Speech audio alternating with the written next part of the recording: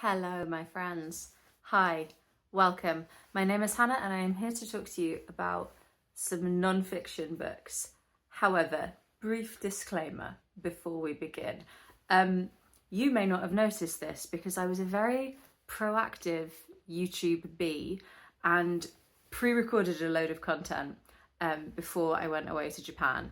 I have now come back and this is the first video that I am filming since I returned, which means I haven't actually recorded a video in 3.5 to 4 weeks. So I'm a little out of practice, and added to that, this was my third choice of video to make because before I went away on holiday, I was very optimistic about the sort of person I would be upon my return.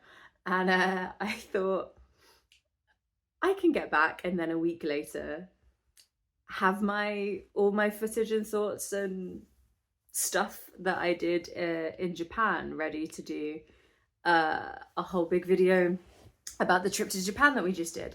I could definitely get that done in a week. I did not and have not, and who knows when I will do that video. I will at some point do that video, but not anytime in the immediate future. And then my backup video that I'd planned to do before I went away was my October reading wrap up. Now, as I record this video, it's the 29th of October, and dear viewer, when I tell you that I have read one book this month, one single book, not even a long book, just the one book, and I figured that that's not going to make much of a wrap up, really, is it? So I was scratching around in the empty fruit bowl that is my brain, and was reflecting on the fact that the most successful video I have ever done on my channel was around this time last year. I did a recommendations video of books to read if you are a reluctant non-fiction reader. So kind of some good entry point books. And I thought, fuck it, I'll just do that again. So the original video is here and linked down below. I'm obviously not going to go through all of the books that I already mentioned in that video, but I thought I would do a bit of an update, including some books that I have read since I recorded that video, and also some books that are kind of on my radar that I would like to get to, because I'm wondering if non-fiction may lift me out of the reading slump that I have found myself in. I don't quite know why the slump happened. I think life was busy, stuff was busy. Sometimes this is just what reading is like, right? And I don't want to force it, but I also really miss reading. So maybe filming this video will get me excited about some of these books that I haven't read yet, and we can, have a November wrap up for you that's got more than one book in, But also, if I only read one book, I only read one book. It's not the end of the world. So I have a few different categories of books. I did notes, so if you hear rustling, that's what it is. But I've got a few categories of books that are, broadly speaking, similar to the categories from the previous video. So if you liked those, we've just got more of the same. And then I've added a few categories. So I will put chapter markers in, probably, maybe, depending on what you're particularly looking for. But we're going to start with sort of literary adjacent non-fiction. Then we're going to move into the biggest category, which is memoir. Then we are going to briefly chat about essay collections, and it will be brief because I have read no essay collections since I filmed this last one, which is a shame because I like essay collections, but I do have some things that I might get to. Then we're going to do some kind of like sort of pop culture, general interest, sociology-ish. It would be nice if I'd come up with like a snappier title than that, wouldn't it? But I haven't, so that's what that is. Then 2 new categories. Gentle/bedtime reading, which if you've watched any of my videos where I'm trying to like wrangle my TBR, you will know that I have this category of book on my TBR that is almost always non-fiction that I categorize as like bedtime reading. Like it's non-fiction, but it's not like non-fiction. It's like, oh, non-fiction. Hopefully the examples I give will illustrate that better. And then the final section, I've got, if you really just can't be fucking arsed with non-fiction, I've got some fiction books that blur the line between fiction and non-fiction. So that's what we're gonna do. And let's get into it. So the first category is literary adjacent non-fiction. So often this is maybe non-fiction that's written by people who normally write fiction. So sometimes that can be books that are about writing. But I have a couple that I've got one book in this category that I have read, and then the rest are all ones that are kind of on my radar that I sort of want to read. The one that I have read is A Bookshop of One's Own by Jane Cholmeley. This is a lovely book about, oh my God, I can't remember the name of the bookshop. There was this wonderful women's bookshop in Charing Cross for a really long time. It was kind of a radical little space, and it's Jane Cholmeley was the founder, the co-founder of that bookshop, and it's kind of a memoir, but really it's a memoir of the bookshop, and it's very lovely, and I really enjoyed it, and I recommend the audiobook of that. It's gonna piss me off that I can't remember the name of that book. Then another book, and this probably could also go in the bedtime category, potentially, is Nabokov's favourite word is mauve, Literary Quirks and Oddities of Our Most Beloved Authors, and that is by Ben Blatt. Now, I haven't read this book, but it sounds like kind of like a bit of a coffee table book. It's just these sorts of like short little anecdotes about different writers and their various little foibles when it comes to literary things. So I thought that might be a nice gentle one to ease you in if you already like reading fiction and you're kind of wanting to dip your toe in. That might be a nice entry point. Then an obvious other place to look is sort of like writing journals, writing diaries, things like that. And one that's on my radar is a Virginia Woolf one, The Writer's Diary by Virginia Woolf. This is available as an ebook, I think, on Everand. I read and spoke about in the previous version of this video the love letters between Virginia Woolf and Vita Sackville-West. I love Virginia Woolf's fiction writing. I actually think I love her novels and diaries, the bits and pieces that I've read, even more than I love her novels. So I'm really excited to get to that. I do have some physical books here to show you, but I just randomly grabbed some, so I don't have all of the books that I own that I'm talking about to hand here. I just have a random selection with absolutely no rhyme or reason. But one that I will be reading very soon is Faith, Hope and Carnage. This is a book of conversations between Nick Cave, musician Nick Cave, and Séan O'Hagan.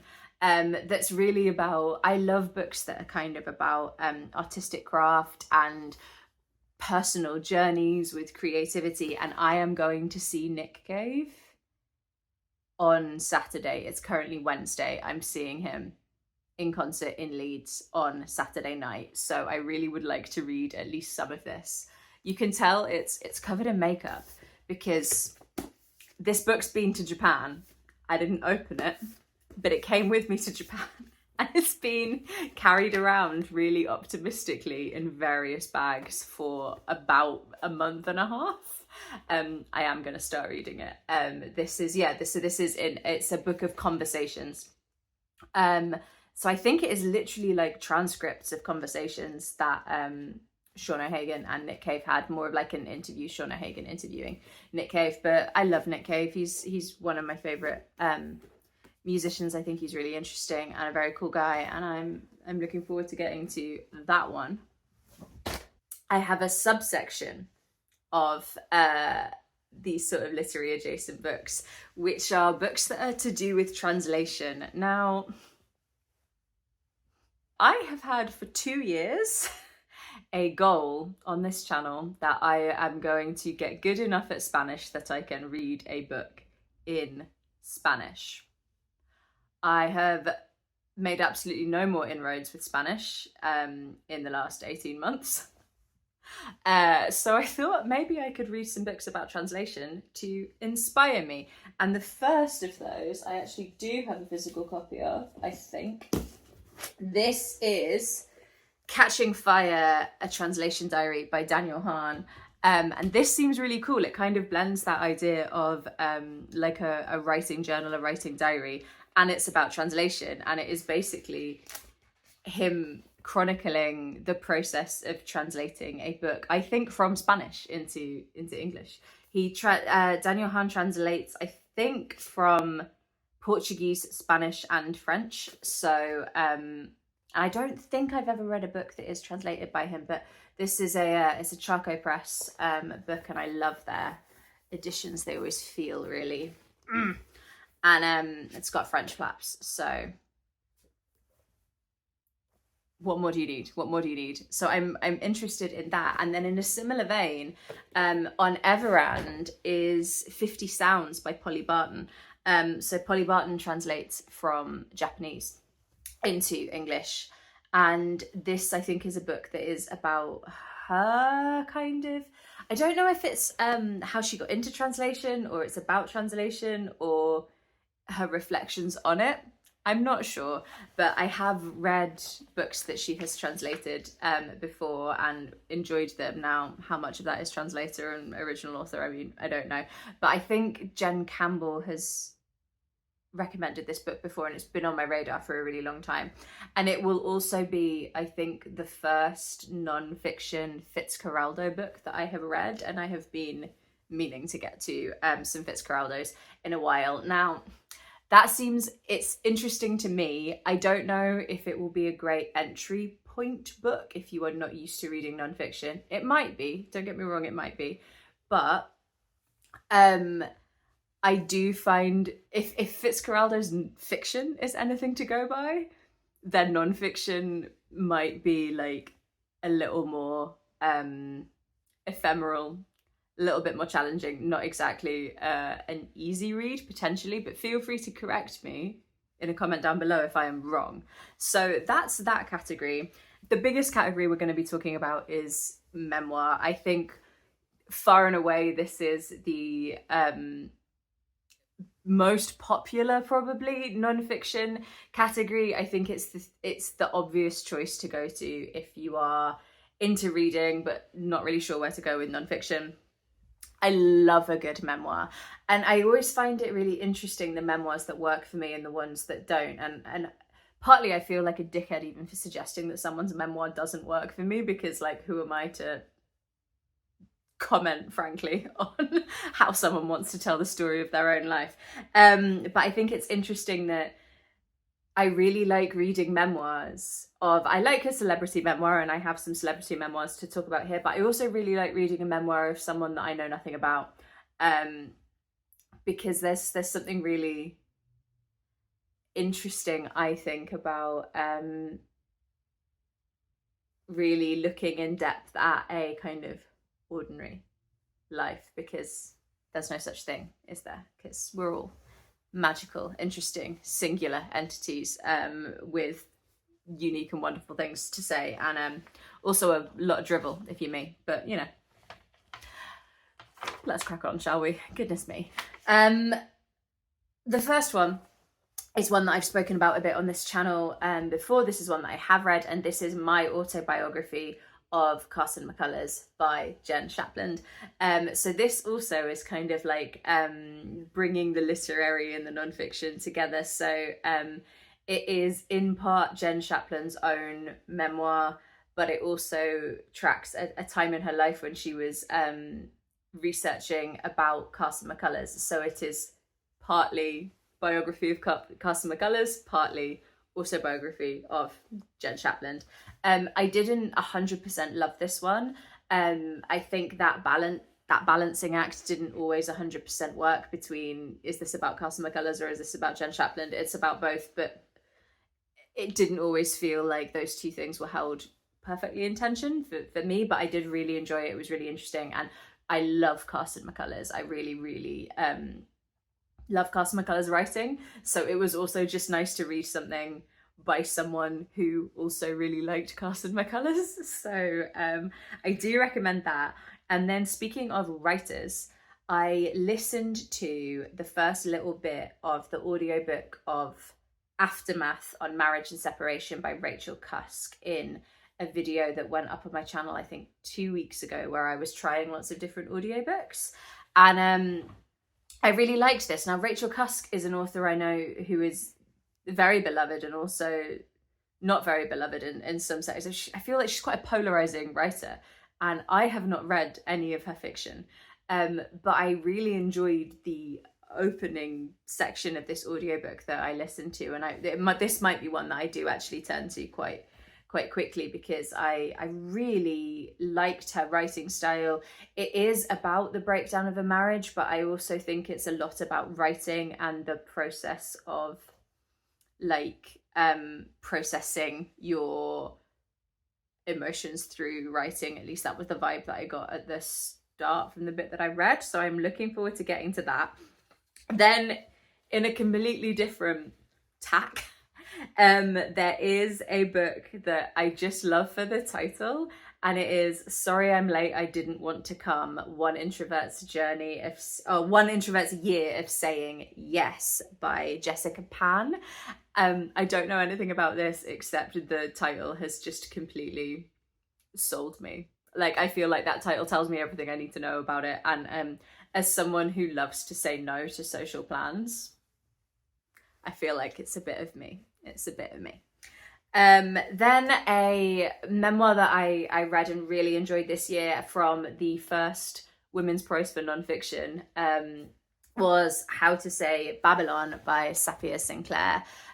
This is a memoir that is dealing very much with Safiya growing up in Jamaica in a very strict Rastafarian household, a very patriarchal household, and kind of her experience trying to make her way with all of that. And it was really interesting because I didn't really know very much at all about Rastafarianism, and I feel like it was a really interesting way in, and it's also a lot about her journey towards becoming a poet. So she is primarily a poet, and so I think it's very beautifully written, and it kind of fits into that vibe of kind of like books about books, memoirs about writers. You know, you see where I'm going with these things. They're the sort of slightly more literary memoirs, and I do have a bunch of celebrity memoirs now, or at least memoirs that are by people in the public eye. I don't know if necessarily we would call all of them like celebs, but the first one is one that I read, I think, at the back end of last year and thought it was fantastic. It is Maybe I Don't Belong Here by David Harewood. So British actor David Harewood, who you will recognise from many things. He's a very prolific actor who's worked both in the UK and in the States, I think. And it is a sort of a general memoir, but very specifically focused around a period in his life where he suffered from psychosis. And it's so interesting because he's trying to understand what led to that period of psychosis, those episodes of psychosis, and relating it very much to the experience of being a Black man growing up in the racist society that he did in the UK. There's a really great, is it introduction or kind of epilogue? I can't remember, but with the broadcaster and historian David Olusoga. There was a really great little I wish I could remember if it was at the beginning or the end, but I really recommend the audiobook of this. David Harewood reads it himself, and he's obviously a fantastic actor, so I do recommend that. In a slightly different vein, I have 3 books that are about cooking, but like foodie memoirs. The first is Taste by Stanley Tucci. Now, I love Stanley Tucci. I feel like he's getting more Stanley Tucci with every passing day, and it's a wonderful memoir all around about his life growing up, but very much about his food memories. I am a big foodie. I love a food-centered memoir. Another one is Kitchen Confidential by Anthony Bourdain. So this was Anthony Bourdain, who you probably recognize. I think he's most well known for Parts Unknown, which is kind of like a travel food, quite gritty documentary kind of series, and there's loads of series of it. It used to all be on Netflix. I'm not sure if it still is. But I loved Anthony Bourdain. He very sadly passed away a number of years ago. But I loved this memoir. It just felt like Anthony Bourdain was talking to you. Like, you felt like you were in a bar and he was giving you his life story. It's quite anecdotal, so it kind of has that feeling of you just being told like lots of things. And he's very funny. He's very smart. He's very opinionated. And it was really, really enjoyable to read. Also food related and kind of memoir-y, but not necessarily in the same vein as those, is Small Fires, An Epic in the Kitchen by Rebecca May Johnson. And this is, it kind of blends the lines between lots of things, but it is sort of a personal literary memoir, but very much about food, and kind of traces this one recipe that she has and the different iterations that she's had of that recipe, and she tries to find out the original authentic recipe that sits behind the version that she inherited. It's quite cerebral. I listened to it on audio, but I wish I had read it in a different format, because I would have quite liked to flip back and make notes and kind of like refer back to a few things. So it's definitely not a classic memoir, but if you want to kind of noodle around and try something a little bit different, it might be up your street. And then I have four memoirs that are on my radar, ones that actually I would really like to get to quite soon. The first is The Outrun by Amy Liptrot, which I am being like spurred on a little bit by the fact that the Saoirse Ronan adaptation is coming out quite soon, and I think Farms and I were going to do a book to screen adaptation video of that. So I do really want to read that. I have a copy of that on my shelf, which didn't make it to this select pile of books next to me. But from what I understand, that is a kind of a young woman dealing with some mental health issues and addiction issues, and she moves to possibly Germany. But I've heard nothing but wonderful things about The Outrun. Then this, again, I was just drawn in by the title. In my head, it is sitting alongside like I'm Glad My Mum Died by Jeanette McCurdy, and this is Sure I'll Join Your Cult by Maria Bamford. And I'm just interested in that title. I think I need to maybe like try a little bit of it to see if it is one I definitely want to read. But this is also available on Everand, and I used to listen to a really cool podcast called Oh No, Ross and Carrie, which I kind of fell out in the end, because I do this thing with podcasts where I like binge them and then get sick of them, and it's never the podcast's fault, it's always my fault. But I really enjoyed Oh No, Ross and Carrie, and it was very much about kind of fringe religions and cults, and I'm very interested in that So that's one that I kind of want to get to at some point. And then we have When Breath Becomes Air by Paul Kalanithi, which is in a very different vein. I think was he a doctor? I think he was a doctor, possibly an anaesthetist. But he's diagnosed with terminal cancer, and it's sort of a memoir about that. So big tone shift there, sorry. But this is one of Farmer's favourite books, my best friend Farmer. And I've got a copy of it next door, and I really do want to read it. And that's reminded me of a book that I skipped and should have spoken about earlier, which is Many Different Kinds of Love by Michael Rosen, which I have read, and is a wonderful sort of like love letter to the NHS, and quite very sad but also very affirming also. And it is a book about Michael reflecting on his time when he was hospitalized at the start of the pandemic with COVID. And it is part reflection of that. It's also got poetry in it, but it's also interspersed with kind of messages and updates on his like medical chart, and like messages that the nurses would leave him because he was really poorly. He was in a coma for quite some time. So that is a wonderful memoir. I cried a lot, but it ultimately just felt like it was a book that was like holding you close.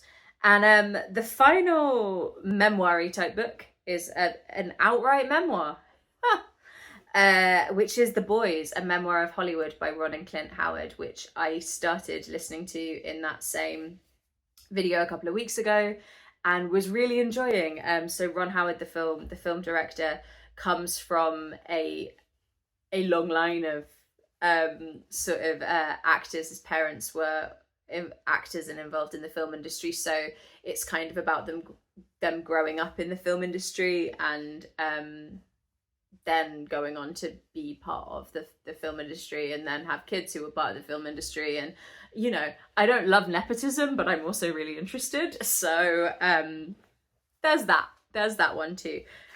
Do feel free to drop any recommendations for any of these sort of loose categories in a comment down below, because I'm always on the hunt for a good memoir. So let me know some of your faves. And then yeah, essay collections. I enjoy an essay collection, and yet I have not read any this year. In particular, I would love some recommendations for ones that are a bit more like pop culture-y. I've got quite a few that are on my radar that I really want to read, but they're all quite like heavy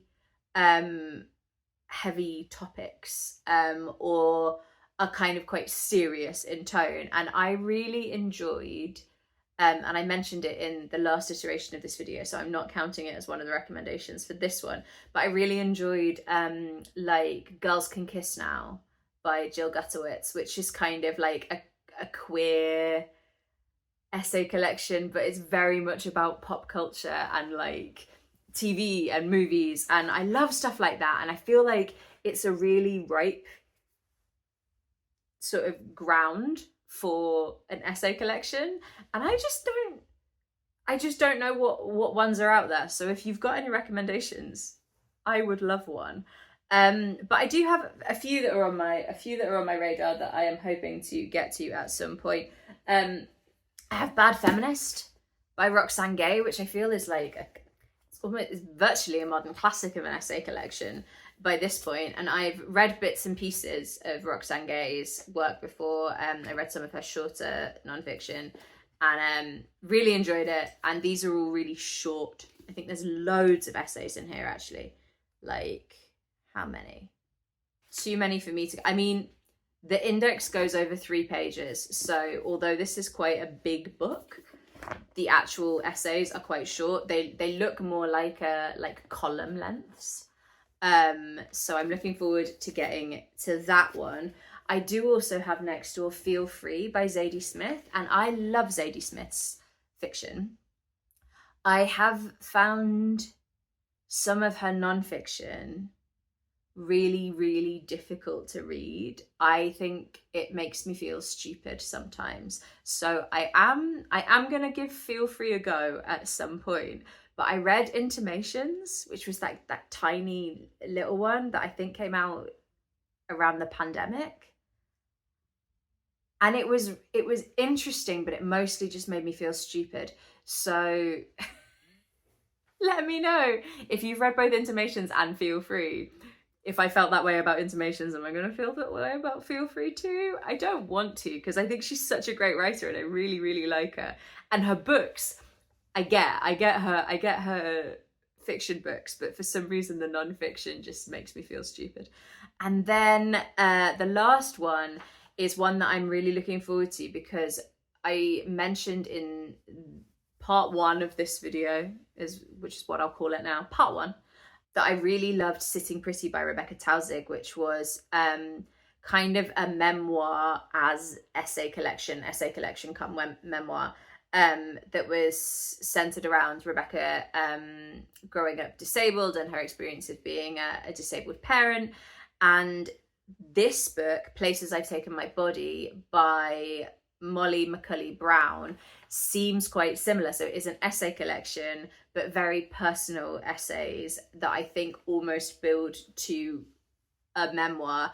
And Molly has cerebral palsy, so I think a quite a big chunk of the emphasis throughout the essay collection is around her experience of having cerebral palsy. So that is one that I am hoping to get to at some point. But yeah, hit me up with your essay collections, because I feel like I like them, but I don't think they get spoken about very often, or I miss them, or I feel like I don't hear that many recommendations for essay collections, and it could just be that there aren't that many or people don't read them. But it seems a shame, because I feel like they're a really cool way to do nonfiction, because you don't have to commit to like a whole theme book. You can just kind of like dive into a few different essays. So that's that.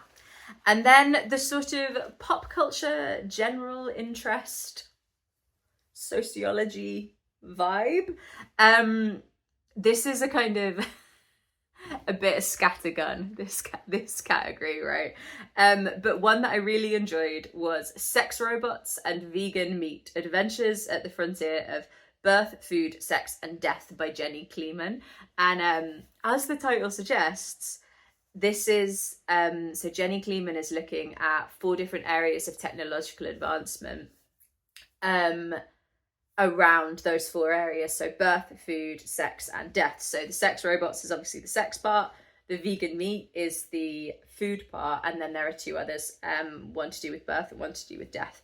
And it was really interesting. I am not like a very scientific person, but I do like a popular science book because it makes me feel like I'm like branching out. And this was written in a very like if you like John Ronson's style of nonfiction, this felt quite similar. So it wasn't endorsing any of these particular technological advancements. She was really getting kind of under the skin of like, what are the ethical and philosophical and kind of existential like challenges at the heart of this technology, and I thought it was really, really cool. So I do really recommend that. Then I have a couple of I've got a couple of queer books. One that I have read and enjoyed, which is by The Hidden Culture, History and Science of Bisexuality by Julia Shaw. This book just made me feel very seen, and that's nice, isn't it? But I do recommend it as a it was quite light. And I don't mean that like as a backhanded compliment. I mean like it was very accessible. It is about the culture and history and science of bisexuality, but not in a overly academic way, like in a way like Julia Shaw really understands and has done the research. But I didn't read that book and then felt like I'd been hit in the face with loads of research. brackets positive. So I really liked that book. And there's in a similar vein, I'm very interested in a book called Hidden: The Intimate Lives of Gay Men, Past and Present by Clinton Elliott. And this, I think, is a series of kind of really short little biographies of different queer figures, I think. So there's those. And then another book that I listened to in that audiobook, Try a Chapter video, was Foreverland: On the Divine Tedium of Marriage by Heather Havrilesky, or Havrilesky, I keep saying her name wrong, Heather Havrilesky.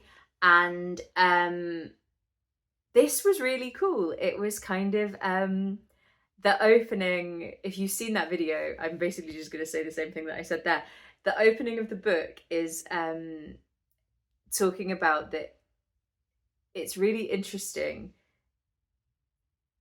in that the only measure of whether a marriage is successful or not, you have to wait until one of the couple dies. Because up until the death of one of the spouses, that marriage could always fail.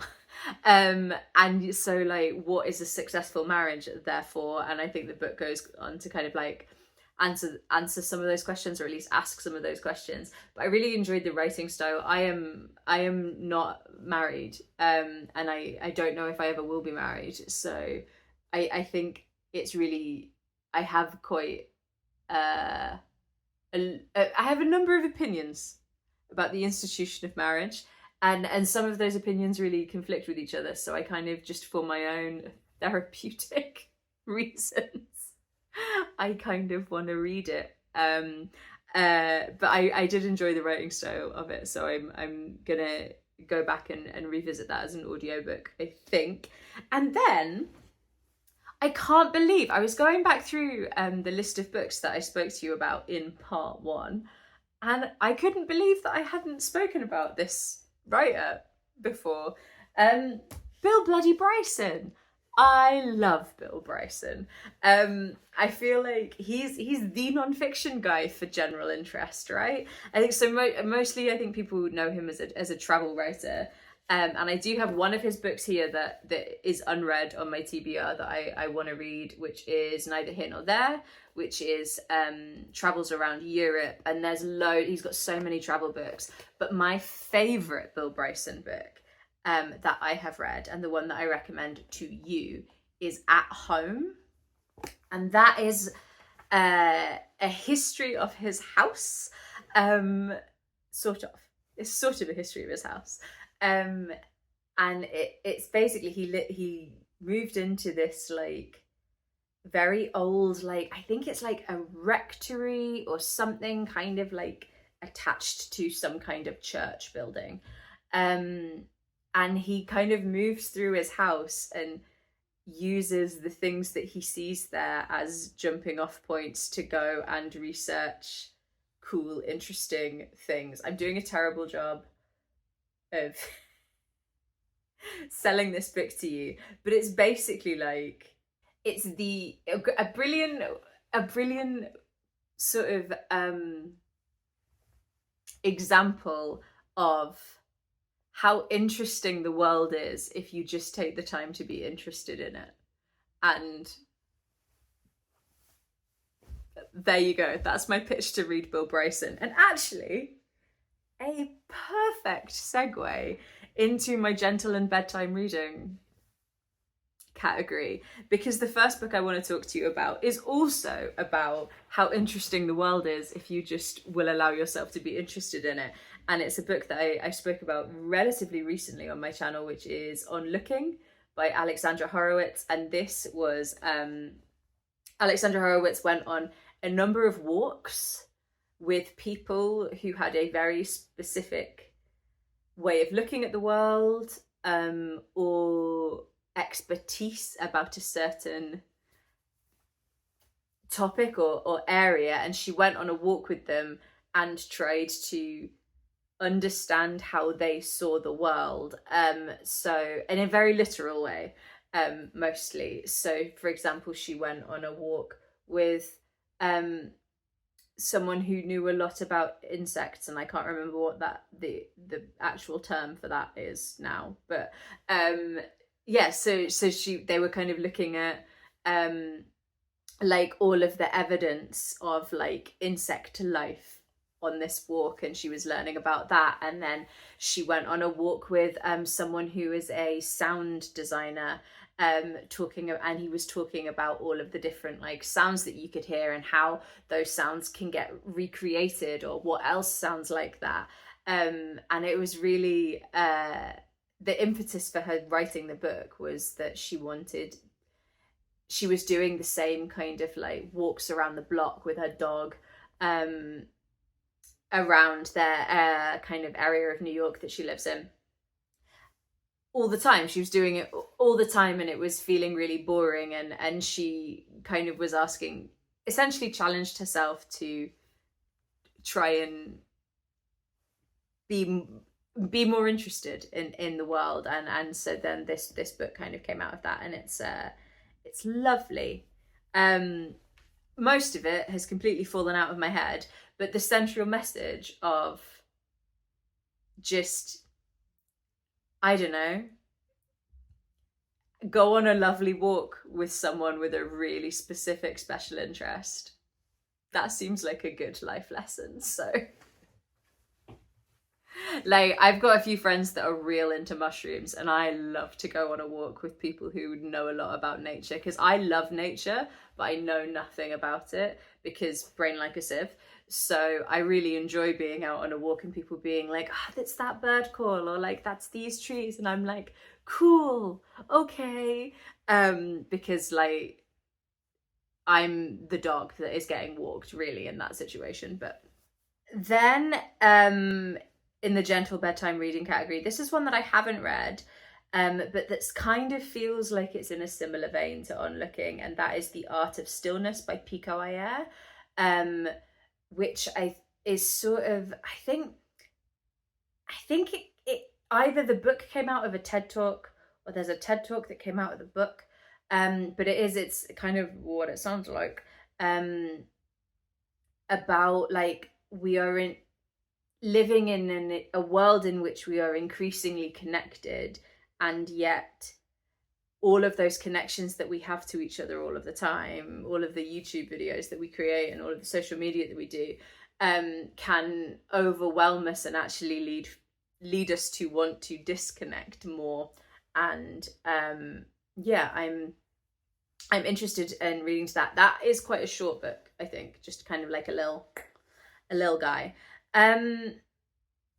Also, for bedtime reading, I really recommend, and I didn't grab it, but I might just see if I can grab it now, because it is quite a beautiful book. So elegant as ever.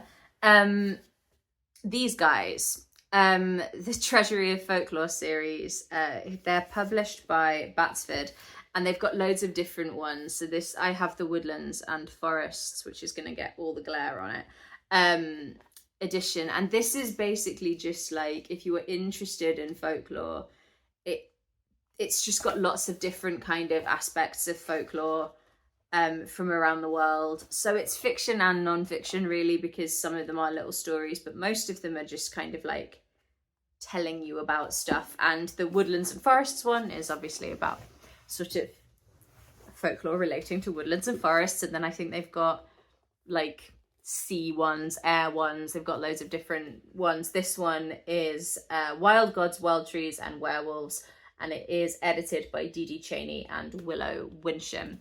So that's a really good, like, I actually ended up like not loving this, because I think for me it was too many small things, and I would have liked a little more depth on some of them, or for them to feel a little more connected. But it's a great like dip in and out of little book.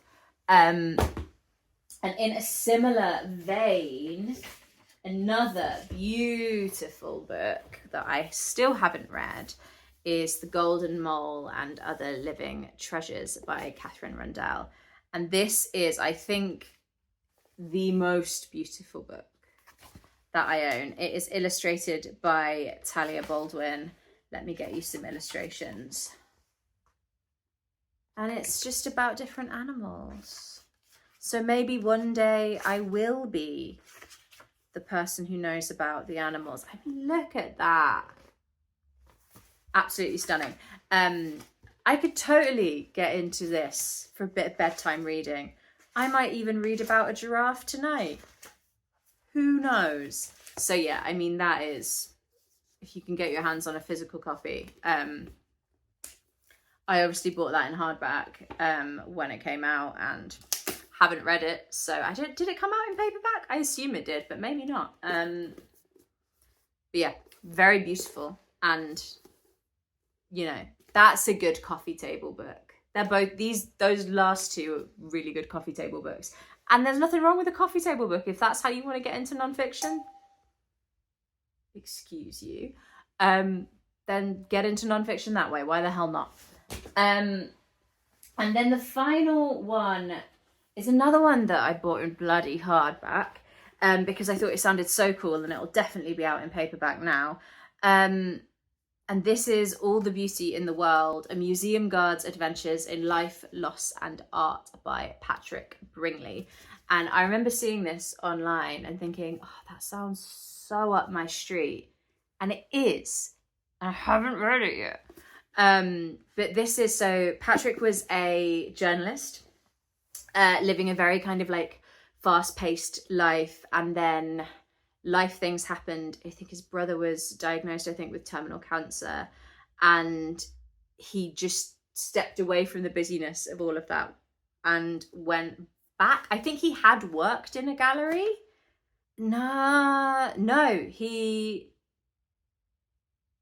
So he quit his job and then went and worked at the Metropolitan Museum of Art in New York as a security guard. And it's about, I think, that abrupt change in the pace of his life, but also like what he learned both by working in an art gallery and looking at this art all the time, but also I think watching people looking at art. So I haven't read it. It's illustrated. I didn't know it was illustrated. Oh, it's just got a couple of little illustrations in it. But yeah, I really want to read this book, and I don't know why I haven't read this book yet, but that's that. That is giving gentle bedtime read to me. So that's that one. And then, as I said at the start, it may be that you've heard me banging on about all those books and you kind of think, I just want to read fiction though. And you know what? If you never read nonfiction, that's fine. You don't have to. That's what documentaries are for. But I thought it might be fun to end this with a few fiction books that blur the lines between fiction and nonfiction, because I really think if you are still not sure, that might be a good way to go. So 2 of these I have read and 2 are on my TBR. So the first is The True History of the Kelly Gang by Peter Carey. This is a book that I really enjoyed, and it is the story of Ned Kelly, the Australian cultural figure. Would we call Ned Kelly a cultural figure? But it's about Ned Kelly, but it is told as if it is a series of found documents that are mostly comprised of a long letter that Ned wrote to his daughter, I think, about his life and his exploits and how and why he ended up embroiled in the things that he was embroiled in. It is a novel, but it feels very memoir-y, and it is kind of told, as I said, through these kind of like found artifacts, which is quite cool. Then there is His Bloody Project by Graham McRae Burnett, which is probably my favourite book of this sort of ilk that I've read. I really enjoyed it, and it is told as if it is, there's a kind of nested narrative, as if this is the author recovering documents about an ancestor, but it is essentially about a brutal murder that took place in the Highlands in like, oh, can she remember when it was? Was it the 1800s? Maybe it's the 1800s in the Highlands. And it is, again, it is a novel, but it's really playing with the idea of kind of found historical artifacts and kind of sources and things like that. I really enjoyed it. And then two that I haven't read yet but want to. One is Kick the Latch by Catherine Scanlon. Now this has been doing the rounds all over the place this year. I feel like a lot of people really like it, and I'm really looking forward to. I did actually start reading this right before my slump, and it is it's based on a woman that Catherine Scanlon interviewed quite extensively, who was a horse trainer, and so it's very much based on her life, but isn't her life. It is a novel, but it's also not, but it is. And it's told through these really short vignettes, which is actually why I stopped reading it when I did. I was enjoying it, but it was right when I fell off the reading wagon and it was too vignette-y for me at the time. But I'm really looking forward to getting back to it. I think it sounds really cool, and I enjoyed the bits that I read. I was too stretched thin to be able to properly process what I was reading at the time. And then the final one is one that I discovered on my TBR when I did that long laborious exercise of going through every book that was on my digital TBR on Everand, and it's The Beat of the Pendulum by Catherine Chidgey, and this is described as a found novel. So from what I understand, because I don't want to know too much about it before I read it, but from what I understand is it's a novel that she wrote using things that she just heard in her daily life. So a bit like how you could create like a visual piece of art using found objects, she has created a novel using found words or sentences or phrases. That's all I know. But I thought it sounded really cool. So I don't know, some of those might be up your street instead.